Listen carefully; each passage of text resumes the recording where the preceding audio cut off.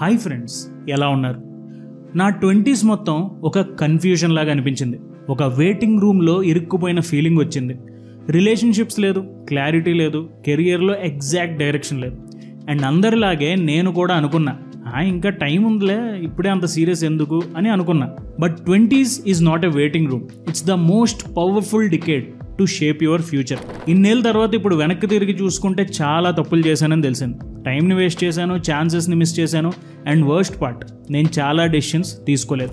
And ఈ వీడియోలో మనం డిస్కస్ చేసుకోబోయేవి 20sలో నేను చేసిన 5 బిగ్గెస్ట్ మిస్టేక్స్. అండ్ మీరు కూడా అలాంటి కన్ఫ్యూజన్లో ఉంటే ఈ తప్పులు అవాయిడ్ చేయండి. సో ఇంకా ఆలస్యం చేయకుండా వీడియోలోకి వెళ్ళిపోదాం, పదండి.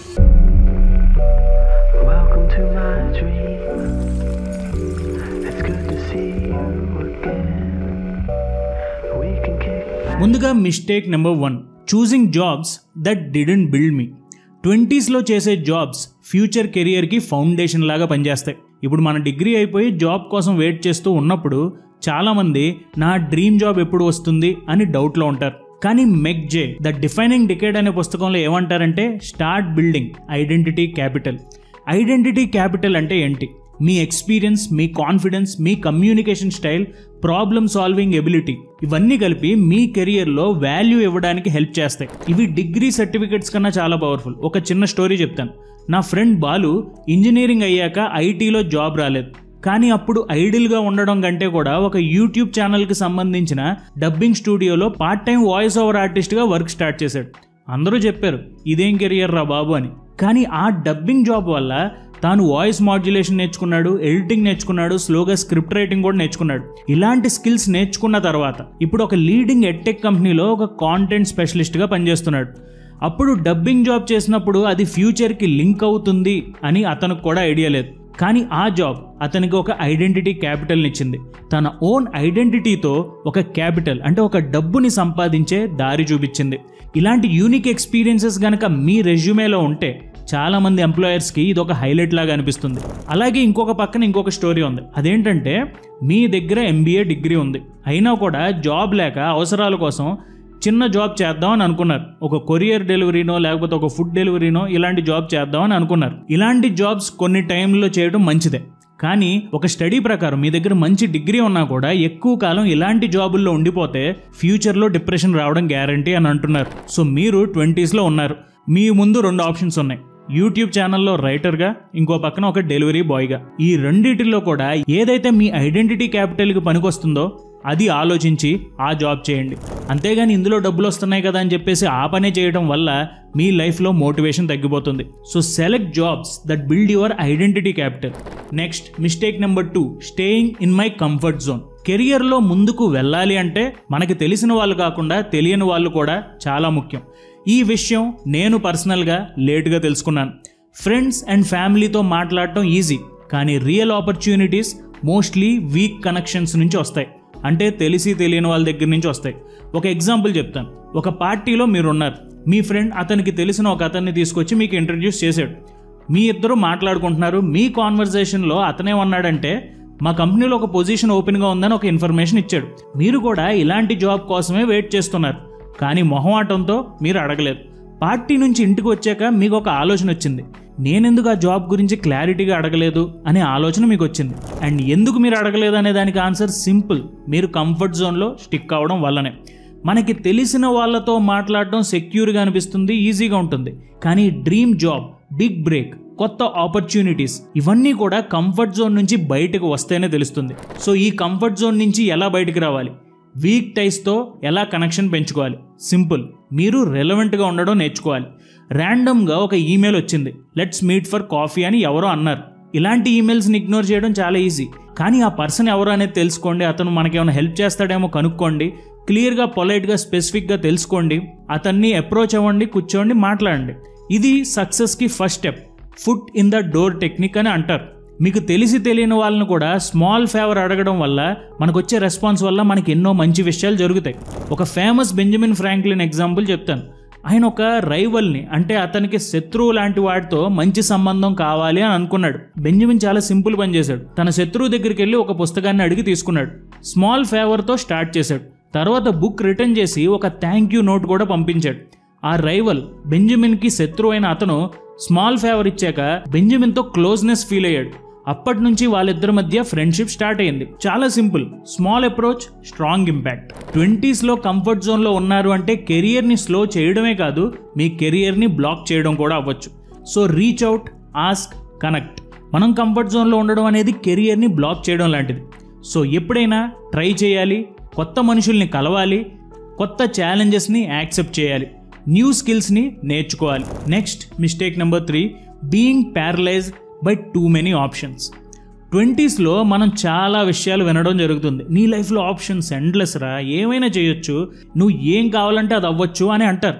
కానీ ఇది ఇన్స్పిరేషన్ ఇవ్వడం కంటే కూడా చాలామందికి కన్ఫ్యూజన్ని క్రియేట్ చేస్తుంది. నేను కూడా ఇది ఫీల్ అయ్యాను.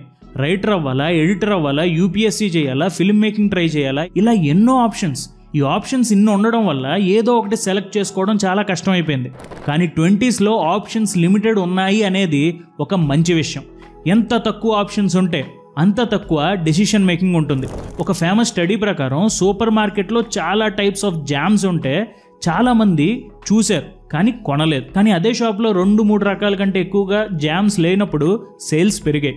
చూసిన వాళ్ళు కొనడం కూడా జరిగింది. టూ మెనీ ఆప్షన్స్ ఉంటే కన్ఫ్యూజన్ క్రియేట్ అవుతుంది.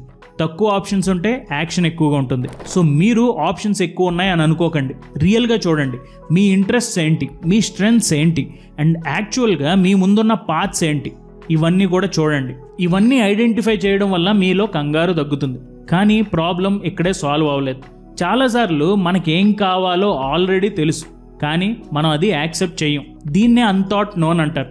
మనకి మన మనసులో తెలుసు, మనకేదో పొలిటీషియన్ అవ్వాలనో, లేకపోతే కొత్త బిజినెస్ స్టార్ట్ చేయాలనో, ఫిల్మ్ మేకర్ అవ్వాలనో ఇలాంటి ఆశలు ఉంటాయి. ఇదే చెయ్యాలి అని మనకు తెలుసు, కానీ అది ఎలా చేయాలో తెలియకపోవడం వల్ల భయం వచ్చేస్తుంది. I know what I want but I don't know how to get there. నాకేం కావాలో తెలుసు, కానీ అది ఎలా అందుకోవాలి, అక్కడికి ఎలా చేరుకోవాలి, ఇది నాకు తెలియదు అని అంటారు చాలామంది.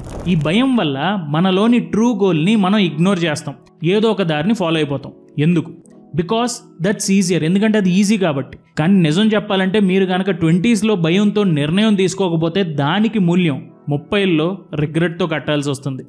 సో మీలోని ఆ అన్థాట్ నోన్ ఏంటో ఆలోచించండి. Choose direction over perfection.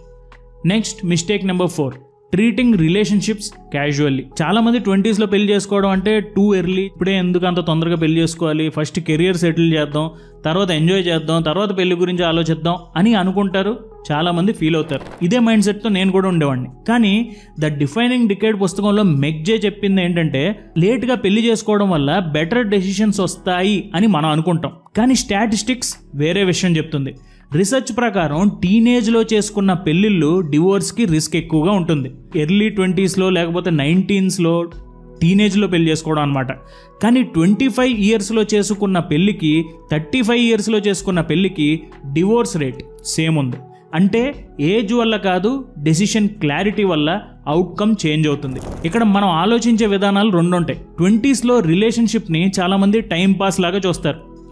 ఇప్పుడే మనం అంత సీరియస్గా తీసుకోకూడదు, ఎంజాయ్ చేద్దాం అన్నట్టు రిలేషన్షిప్ని ఈజీగా తీసుకుంటారు. దీనివల్ల ఫ్యూచర్లో కన్ఫ్యూజన్ క్రియేట్ అవుతుంది. ఎలాగైతే 20sలో మనం టైంపాస్ మోడ్లో ఉంటామో, అలాగే 30sలో ఒక ప్యానిక్ మోడ్లో ఉంటాం. అంటే ఒంటరిగా ఉండిపోతున్నాం, మనకి ఫ్యామిలీ లేదు, బయట జనాల నుంచి ప్రెషర్ వచ్చేస్తుంది, ప్రతి ఒక్కడు బాబు పెళ్ళి ఎప్పుడని అడుగుతున్నాడు. ఇలాంటి ప్రెషర్లో చాలామంది డెసిషన్స్ అర్జెన్సీతో తీసుకుంటారు. రైట్ పర్సన్ దొరక్కపోయినా రైట్ టైం ఉంది అని అనుకుని పెళ్లి చేసుకుంటారు. అండ్ దీనివల్ల చాలామంది సఫర్ అవుతున్నారు. అలాగే ఇంకొంతమంది ఉన్నారు, లివింగ్ టుగెదర్ని ఫస్ట్ ట్రై చేద్దాం, ఆ తర్వాత డెసిషన్ తీసుకుందాం అని అనుకుంటారు. కానీ సోషియాలజీలో కోహాబిటేషన్ ఎఫెక్ట్ అనే ఒక కాన్సెప్ట్ ఉంది. పెళ్లి ముందు లివిన్లో ఉన్న కపుల్స్కి డివోర్స్ అయ్యే ఛాన్సెస్ చాలా ఎక్కువగా ఉంటాయి. ఎందుకంటే వాళ్ళ దృష్టిలో పెళ్లి అనేది ఒక స్లైడ్ లాగా అనిపిస్తుంది, అంటే ఒక కాన్షియస్ డెసిషన్లో ఉండదు. స్లైడ్ అని ఎందుకు అంటున్నారంటే, మనం ఒక సీరియస్ డెసిషన్ తీసుకోకుండా క్యాజువల్గా, స్లోగా, అన్నోటిస్డ్గా ఒక స్టేజ్లోకి వెళ్ళిపోతాం. లైక్ ఇప్పుడు దాకా కలిసి ఉన్నాం కదా, పెళ్లి చేసుకుంటే ఏమవుద్దులే అని అనుకుని పెళ్లిని చాలా ఈజీ డెసిషన్గా అనుకుంటారు. అంటే ఏమనుకుంటారంటే, ఆల్రెడీ ఇద్దరం కలిసి ఉంటున్నాం కదా, లెట్స్ జస్ట్ గెట్ మ్యారీడ్ అని అనుకుంటారు, డెసిషన్ తీసుకుంటారు.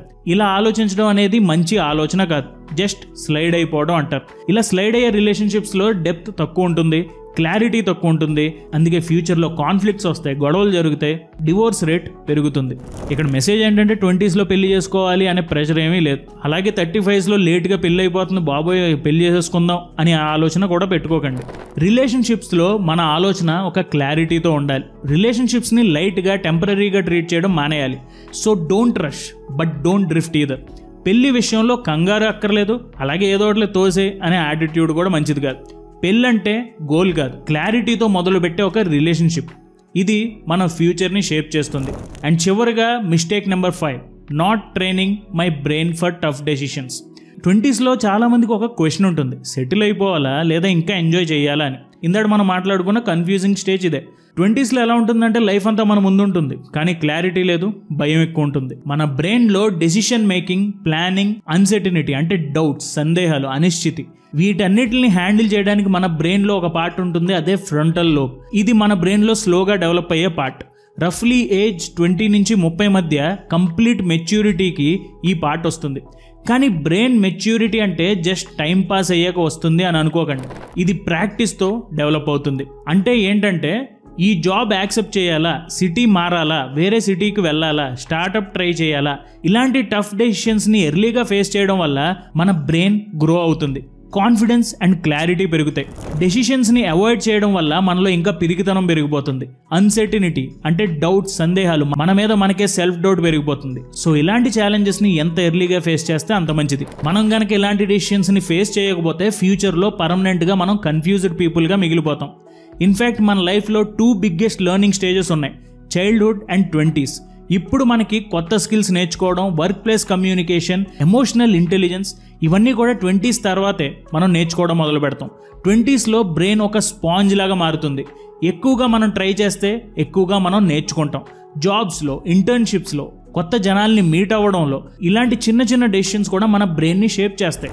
సో 20sలో ఫ్రీడమ్ ఉందిలే, మనం ఏ పని చేయక్కర్లేదు, కొత్త డెసిషన్స్ తీసుకోక్కర్లేదు, ఛాలెంజెస్ని అవాయిడ్ చేయొచ్చు అని అనుకుంటే చాలా తప్పు. టైంని పాస్ చేయడం కాదు, డైరెక్షన్తో ఎక్స్పెరిమెంట్ చేయడం మనం మొదలు పెట్టాలి. ఇలాంటివన్నీ చేయడం వల్ల మన బ్రెయిన్ ఇంకా బలపడుతుంది. సో వీడియో చివరికి వచ్చేసింది. వీడియో ముగించే ముందు మనం చెప్పుకున్న 5 మిస్టేక్స్ని ఒకసారి రివైజ్ చేసేద్దాం. ముందుగా mistake number 1, choosing jobs that didn't build me. డబ్బుల కోసం చేసిన పనులు ఫ్యూచర్కి హెల్ప్ చేయలేదు. ఐడెంటిటీ క్యాపిటల్ బిల్డ్ చేసుకున్నాకే మనకి సక్సెస్ వస్తుంది. Mistake number 2, staying in my comfort zone. Friends and family సర్కిల్లో ఉండడం వల్ల మనకి ఆపర్చునిటీస్ రావు. తెలిసి తెలియని వాళ్ళతో కూడా మాట్లాడటం మనం నేర్చుకోవాలి. Mistake number 3, being paralysed by too many options. Options చాలా ఉన్నప్పుడు డెసిషన్స్ తీసుకోవడం కష్టమైపోతుంది. సో మీకుండే ఆప్షన్స్ని తక్కువగా పెట్టుకోండి, మీ డెసిషన్ మేకింగ్ ఈజీ అయిపోతుంది. Mistake number 4, treating relationships casually. రిలేషన్షిప్స్ని సీరియస్గా తీసుకోకపోతే 30sలో చాలా బాధపడాల్సి వస్తుంది. Mistake number 5, not training my brain for tough decisions. 20sలో మీకు వచ్చే చాలా కష్టమైన నిర్ణయాల్ని అవాయిడ్ చేయకండి, డెసిషన్స్ తీసుకోండి. దానివల్ల మీ బ్రెయిన్ ఇంకా బలపడుతుంది. ఈ వీడియోలో మనం మాట్లాడుకున్న 5 తప్పులు కెరియర్లో, రిలేషన్షిప్స్లో, మైండ్ సెట్లో అందరూ చేసే కామన్ మిస్టేక్స్. కానీ అవేర్నెస్ ఉంటే మనం కరెక్ట్ డైరెక్షన్లో షిఫ్ట్ అవుతాం. మీ 20sలో క్లారిటీ ఉంటే మీ 30sలో కాన్ఫిడెన్స్ ఉంటుంది. మీ 20sలో డైరెక్షన్ ఉంటే 40sలో మీరు పీస్ఫుల్గా ఉండగలుగుతారు. 20sలో మీరు డౌట్లో ఉంటే, కన్ఫ్యూజన్లో ఉంటే ఓకే, కానీ వెయిట్ చేయకండి, స్టార్ట్ చేయండి, స్టెప్ తీసుకోండి. End of the day success అంటే పర్ఫెక్ట్గా స్టార్ట్ చేయడం కాదు, క్లారిటీతో ముందుకు వెళ్ళడం. I am rooting for you. Let's grow together. Thank you so much for watching our videos. Jai Hind.